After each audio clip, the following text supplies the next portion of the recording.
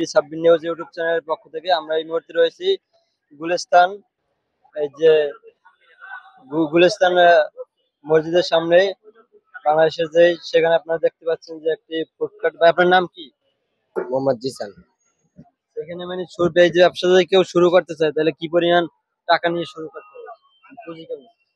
এই মনে করেন একটা গাড়ি বানানো লাগবো, এই গাড়ি তো এসএস দিয়ে তৈরি, এরা খরচা বেশি করবো, আবার কাঠের দিয়ে আপনি বানাইতে পারবেন।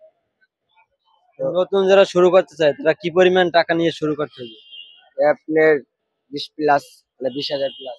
20,000 প্লাস টাকা হইলে এই ব্যবসা শুরু করা যায়। মানে এখানে কি কি আইটেম আছে? জায়গায় শরবত ভাই, মানে কি কি দিতে হয় শরবতে? অনেক কিছু দেয় ভাই, ইসুফলে বসি, তুকমা, কাতিলা, আপেল, আনার, বিটফুট, পেঁপে, তারপরে আপনার সিলাজু, লবণ, চিনি বাদাম। ফুডকার্টের এইগুলো আনতেছে, এগুলো কই দিয়ে আনা যাবে? জি। এই যে গাড়িগুলো, গাড়ি কই দিয়ে আনা যাবে? এই গাড়ি তো আপনার আনন্দ বাজারে বানানো যায়। সব মিলাইয়া মানে 20,000 টাকা হইলে ব্যবসা শুরু করতে পারবে। এই মানে কাঠ দিয়ে যদি বানান তাহলে আপনি 20,000 টাকা দিয়ে ব্যবসা শুরু করবেন। কিন্তু এই গাড়ি যে সময় বানাইছে আমার মহাজনের, তখন এরা 45,000 টাকা দিয়ে বানাইছে। এটা এসএস এর পুরাটা।